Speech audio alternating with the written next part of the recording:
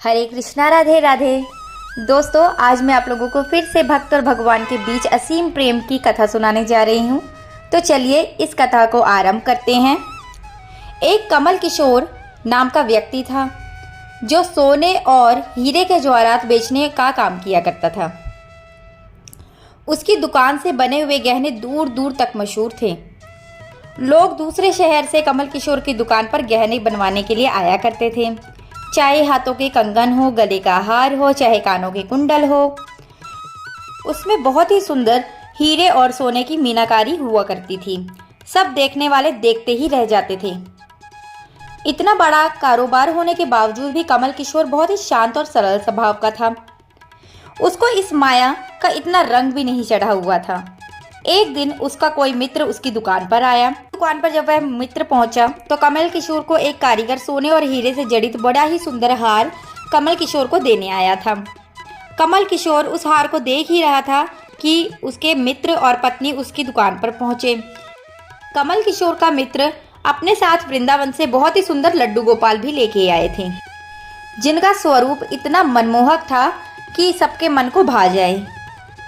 जब उसका मित्र दुकान पर बैठा तो उन्होंने अपने लड्डू गोपाल को गोद में ले रखा था। कमल किशोर लड्डू गोपाल जी के मनमोहक रूप और उनके सौंदर्य को देखकर अत्यंत ही आनंदित हो उठा। उसने अपने हाथ में पकड़ा हुआ हार लड्डू गोपाल जी के गले में पहना दिया और अपने मित्र से कहने लगा, देखो तो सही, इस हार की शोभा तो और बढ़ गई है लड्डू गोपाल जी के गले में पड़ने के बाद। बहुत देर तक दोनों मित्रों ने मिलकर आपस में खूब सारी बातें की और बाद में वह अपने घर जाने लगे और गलती से लड्डू गोपाल जी के गले में हार के सहित उनको ले गए। दोनों को पता ही नहीं चला कि हार लड्डू गोपाल जी के गले में ही पड़ा रह गया है। कमल किशोर का मित्र अपनी पत्नी सहित टैक्सी में सवार होकर घर के लिए रवाना हो गए। जब वह टैक्सी से उतरे तो भूलवश लड्डू गोपाल को उसी टैक्सी में ही भूल गए। टैक्सी वाला एक गरीब आदमी था जिसका नाम बाबू था, जो कि दूसरे शहर से अपने परिवार के पालन पोषण के लिए टैक्सी चलाने के लिए इस शहर में आया था और वह टैक्सी लेकर काफ़ी आगे निकल चुका था और आज उसको अपने घर वापस भी जाना था क्योंकि वह दूसरे शहर में रहता था। जब टैक्सी लेकर बाबू अपने घर पहुंचा तो उसने देखा कि पिछली सीट पर लड्डू गोपाल जी बैठे हुए हैं और बड़े ही शाही अंदाज से बैठे हैं। हाथों में बांसुरी, गले में सुंदर हार, इतनी सुंदर पोशाक, उनका मनमोहक रूप देखकर वह तो देखता ही रह गया। फिर वह एकदम से घबराया और यह सोचने लगा कि अरे, ये लड्डू गोपाल जी किसके हैं। लेकिन अब वह दूसरे शहर में आ गया था, मतलब अपने शहर में आ चुका था और काफ़ी दूर था और वह सवारी का घर भी नहीं जानता था। तो वह तो बहुत ही दुविधा में पड़ गया। लेकिन फिर भी उसने बड़ी ही श्रद्धा से हाथ धोकर लड्डू गोपाल जी को उठाया, अपने घर के अंदर ले गया। जैसे ही उसने अपने घर के अंदर प्रवेश किया, उसकी पत्नी ने जब अपने पति के हाथ में इतने सुंदर छोटे से लड्डू गोपाल जी को देखा, इतना सुंदर स्वरूप वाले लड्डू गोपाल जी को देखकर उसकी पत्नी की आंखों से जैसे आंसू ही आने लगे। उसने फटाफट से लड्डू गोपाल को अपने हाथों में ले लिया। दोनों की शादी को 8 साल हो चुके थे, लेकिन अभी तक कोई संतान भी नहीं थी। जैसे ही उन्होंने लड्डू गोपाल जी को अपने हाथ में उठाया, उनके हृदय में माँ की ममता जाग उठी। आंखें मानो झरझर झरझर बहने ही लग गई। उन्होंने ठाकुर जी को इस प्रकार अपनी गोद में पकड़ा था कि मानो वह स्वयं का ही बच्चा लेकर बैठी हैं। और आश्चर्य की बात तो यह हुई कि उनके स्तनों से अपने आप दूध भी आने लगा। यह सारे चमत्कार देखकर दोनों पति पत्नी एक दूसरे को देखते ही रह गए। बहुत हैरान हुए और कस के गोपाल जी को अपने सीने से लगा लिया और वह अपने पति से बोली कि आप नहीं जानते कि आज आपने मुझे क्या दे दिया है। आपने मुझे बहुत ही अमूल्य रतन दे दिया है। बाबू कुछ समझ ही नहीं पा रहा था कि मेरी पत्नी को अचानक से क्या हो गया है, लेकिन उसकी पत्नी तो जैसे बावरी सी हो गई। वह गोपाल जी को जल्दी जल्दी अंदर ले गई, उनसे बातें करने लगी। अरे लल्ला, इतनी दूर से आए हो, तुम्हें तो भूख लगी होगी। जल्दी जल्दी से घी की चूरी बनाकर ले आई, दूध गर्म करके ले आई, ठाकुर जी को भोग लगाया। उधर कमल किशोर ने जब अपनी दुकान पर वह हार नहीं देखा तो उसको याद आया कि हार तो ठाकुर जी के गले में ही रह गया है। उसने अपने मित्र को फ़ोन लगाया। आगे से उसके मित्र ने जवाब दिया कि अरे मित्र, वह माखन चोर, चित्त चोर आज खुद ही चोरी हो गया है, तो मैं बहुत खुद परेशान हूँ पता नहीं कहाँ चले गए हैं, कहाँ ढूंढूं। ऑटो वाला भी नहीं पता कहाँ गया, कहाँ का था, कहाँ ढूंढूं उन्हें, कुछ समझ नहीं आ रहा। कमल किशोर अब थोड़ा सा परेशान हो गया कि इतना कीमती हार ना जाने कहाँ चला गया। मुझे तो लाखों का नुकसान भी हो गया, लेकिन अपने सरल स्वभाव के कारण अपने मित्र से कुछ कह न सका। उधर कमल किशोर फिर मन ही मन सोचने लगा कि कोई बात नहीं, ठाकुर जी के गले में मेरे दिया हुआ हार पड़ा हुआ है। यदि मेरी भावना सच्ची है तो ठाकुर जी उसे पहने रखेंगे। उधर बाबू और उसकी पत्नी दिन रात ठाकुर जी की सेवा किया करते। अब बाबू और उसकी पत्नी को लड्डू गोपाल जी के स्वरूप में मानो बेटा ही मिल गया, और लड्डू गोपाल जी की ऐसी कृपा हुई कि मालती के घर में बहुत ही सुंदर बेटी ने जन्म लिया। इन सब बातों का श्रेय वह लड्डू गोपाल जी को देते थे कि यह हमारा बेटा है और अब हमारी बेटी भी हो गई है, अब हमारा परिवार पूरा हो गया है। मालती लड्डू गोपाल जी को इतने स्नेह से रखती, रात रात को उठकर उनको देखती कि कहीं उनको कोई कष्ट तो नहीं हो रहा, कहीं उन्हें भूख तो नहीं लगी है। ऐसे ही एक दिन कमल किशोर व्यापार के सिलसिले में दूसरे शहर में जा रहा था, और वह उसी शहर में गया जहाँ पे बाबू रहता था, वह टैक्सी वाला। लेकिन दुर्भाग्यवश जब वह शहर में पहुंचा तो इतनी बारिश होने लगी कि कमल किशोर का जाना और उस स्थान पर पहुंचना जहां पर वह जाना चाहता था असंभव ही हो चुका था।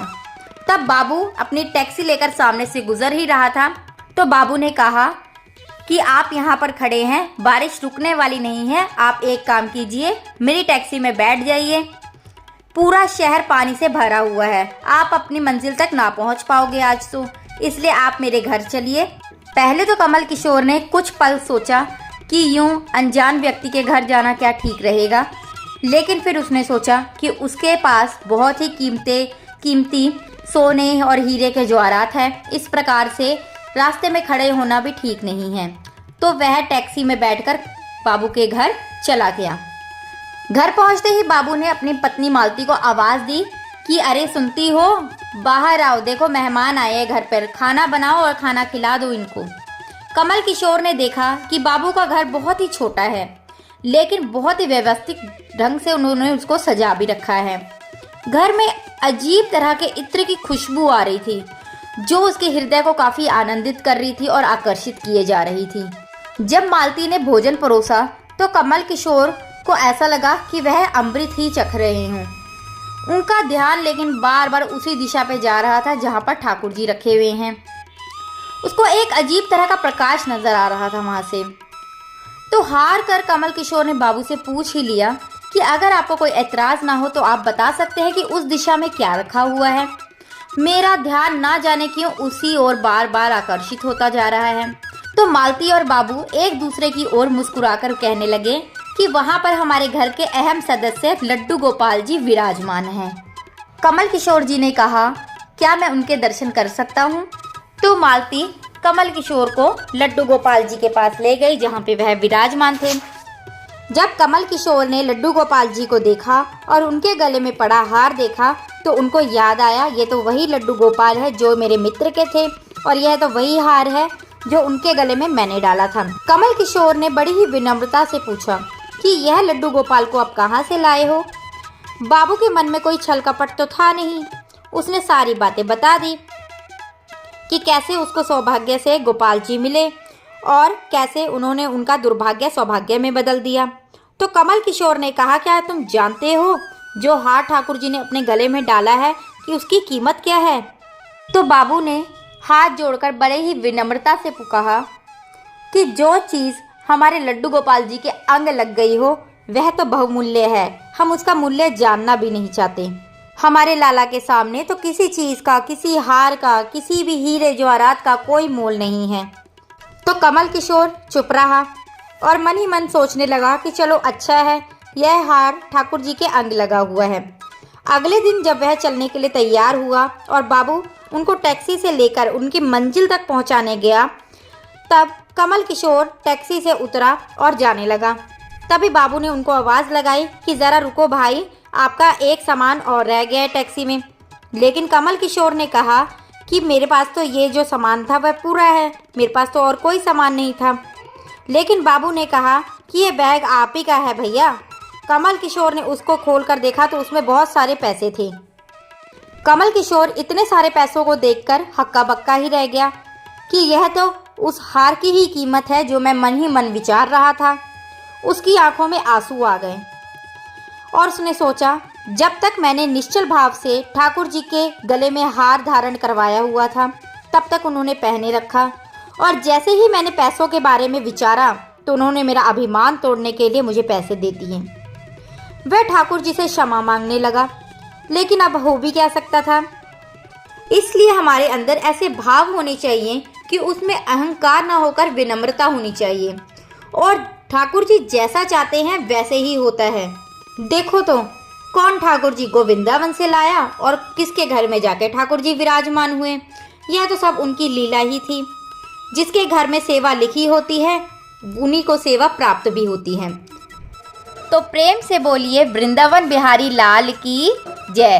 तो आप लोगों को वीडियो कैसा लगा प्लीज़ कमेंट करके ज़रूर बताइएगा। वीडियो पसंद आए तो लाइक, चैनल को सब्सक्राइब करके जाइएगा। जय श्री कृष्णा, राधे राधे।